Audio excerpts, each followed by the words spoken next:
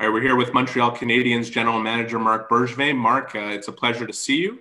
And, obviously this pandemic has been very stressful for a lot of people around the world and certainly here in Quebec.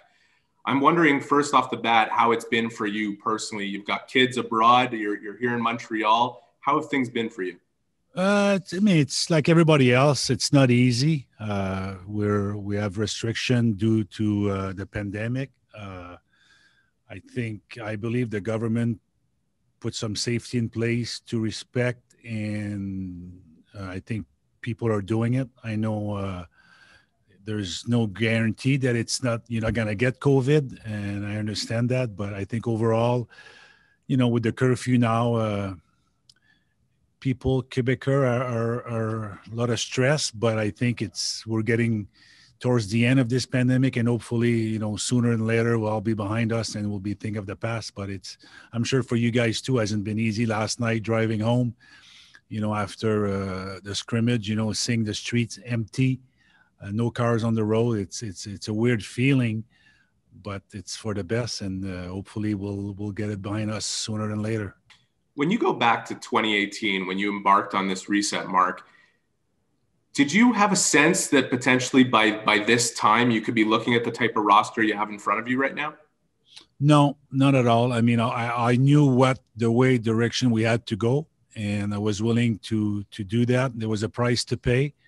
And again, we got lucky. I mean, did I thought that I was able to get Nick Suzuki? No. Did Romanov would become the player I believe he will be today? No. A lot of things that happen, and sometimes you need to be lucky also. And there's some of it is luck. So hopefully, we're going to start in a short season. And again, we haven't played a game yet. So I know our fans are excited. We are excited.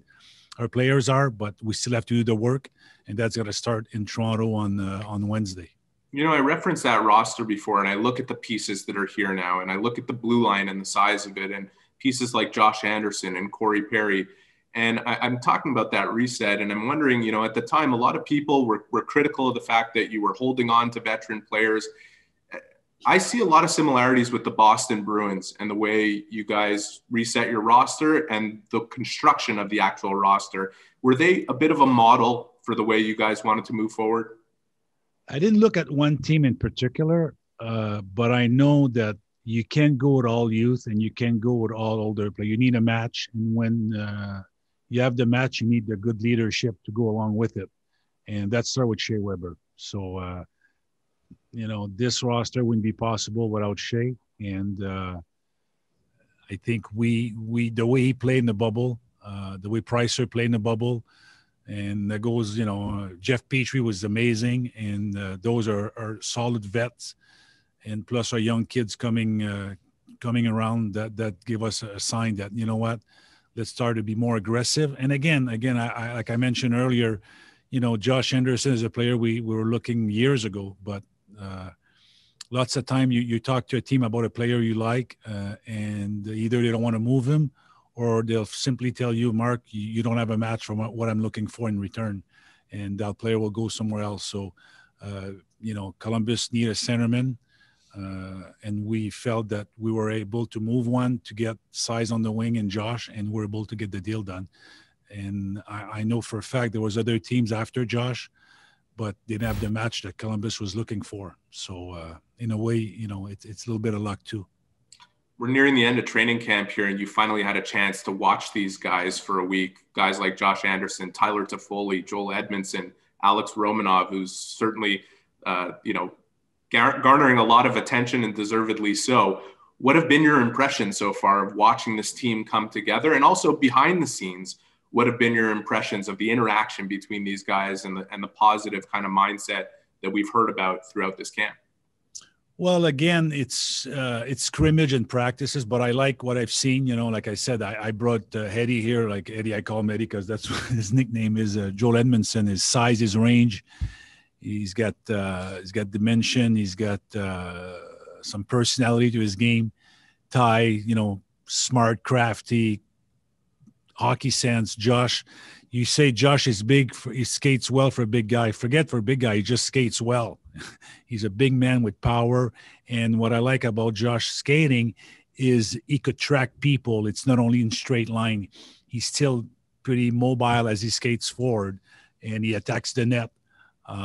Jake was outstanding in net yesterday. So I think with him and Pricer in net, we have a good 1-2 punch. Romy, I've went to Russia and Moscow twice to watch him play the last few years. And what I did like back then, he's got it here. He's engaged in his play. He's always aware. He's got a great gap. He's got a good stick, and he plays with a lot of confidence, and he loves the game. So the same kid I saw in Russia last 2 years, it's what we have here today. So I'm excited. And like I said, it's not pressure for us. It's fun, excitement. As far as the player is concerned, I don't hang around a lot, because especially with COVID now, you just try to, everybody try to keep their distance. But I could tell our players are excited, and they can't wait to start on Wednesday. When we spoke to you last, you expressed, and I thought it was really genuine, you saying that we're here to win. We mean business, and that we can play any way you want to play. What gives you the confidence now, having watched kind of camp unfold, that that's what's going to happen when Wednesday rolls around and this season gets started? Well, the thing I noticed the most in those 9 days or 10 days of training camp is the pace haven't changed. And, what made us a fast team in the past still available today to our team. We do play fast. You guys saw the scrimmages, the practices. Guys are high pace. So even though we got bigger, we got more skill, we still play fast, and that's what I intend to play. And again, we could face any type of game you want to throw at us. I think we'll be able to handle it. How does Corey Perry factor into that? You've made all these great depth moves, and there's a cap crunch, and there are waiver considerations for certain players to get them to the taxi squad or your American Hockey League team. He strikes me as a player you sign because you want to see him play here. So how does he factor into that whole mentality that you were just describing? Well, Corey's a winner. I mean, he's won every level he played. Even up to last year in the bubble, he was very good in Dallas. He's got character. You saw last night again in front of the net. There's not many guys as good as him. So we got him here for a lot of intangibility that he has, and we count on him to be part of our team. Talked a bit about your roster construction, and one of the things that's very different about it from other teams is how much money you have invested in nets. I know you think it's probably a very important investment, especially this year with the schedule you have, but can you explain why that is essential to the structure of your team? Well, you mentioned the week. I mean, we knew the schedule was going to be tight. So by bringing Jake in, we had the cap space. That was a luxury we had. And as you saw, we extended him as a different number. So moving forward, it's going to help us, in that regard. But again, he's going to be a very good, I hate to say the word backup, because he's going to get his share of games this year, and we're going to need him. Talking about some of the other players on your team here, I think you would probably agree a lot of your success depends on Nick Suzuki and Jesperi Kotkaniemi taking the steps that you guys believe they can take. What do you make of their camp so far, and how do you feel they're prepared to take those steps? Well, I've watched, just like you guys did, KK's game is, again, I based on, again, it's still those 9 days, no games, but his strength, his shot, his engagement, his speed is like took another level from where he even was in the bubble. I mean, I see him he's got fire in his eyes and he's ready to go. And Nick, he's more cerebral player, but you could see his hockey sense. Again, I watch him on the power play, how he handles the puck, how he finds the open men. So I don't see why they would take a step backward. And any other reason, we don't have a choice. Those are our backbone moving forward, and we have to go with these kids. Another couple players that'll be very important for your success this year are Philip Deneau and Tom Tatar. They enter the year without contracts for next season. How do you think that will affect the way they operate? And you've been a player before. You've been in that situation, surely. How important is it to make sure that they're on task and not distracted by that? Well, you forget there's also Joel Armia, and those guys do have contract this season. It's beyond that. I don't see any issues whatsoever. They're good pros. They want the team success, and they will put the team ahead of themselves. And like I said, they do have contract, and the better we do, the better they do. Everybody's going to be rewarded at the end of the day.